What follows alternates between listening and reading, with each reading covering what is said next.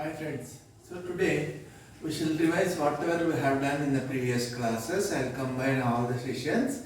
If you consider Python is a programming language which is very easy and very neatly you can write a program with simple steps. If you consider the first basic program what we have done in Python is I have taken an input statement called as input and I have converted input into integer and I have added two numbers and I have displayed the three numbers. So these are the things which I have done in the previous sessions. And after that I have described about various data types. One is integer, one is float and one is string and complex. These are the various data types which we got in Python programming. After that I explained about the basic concepts of operators. What the various operators are: plus, minus, asterisk, slash, double slash, exponential, modulus. All these operators also I have explained. And after that, the next thing is I have explained some relational operators which are less than or equal to, greater than or equal to, not equal to, and double equal to. And after that, I have explained about Boolean operators, and, or, and not. What the various operators which I have is and, or, not. These are the various Boolean operators which will calculate if two statements are true and will become true. If one statement is true or output is true. If it is true, it makes this as false. This is the basic importance of Boolean operators.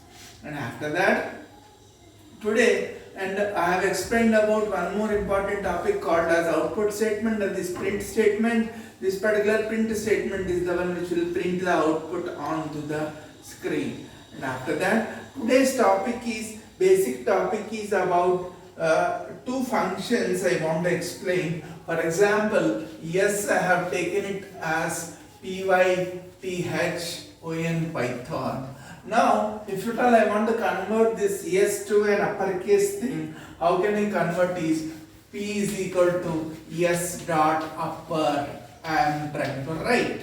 Now, if at all I have written yes dot upper, if I print P, then the entire output will be set it as Python, which is capital letters. How it will print? It will print it as, I'll write the output. Meanwhile, I'll say one more thing, P dot lower.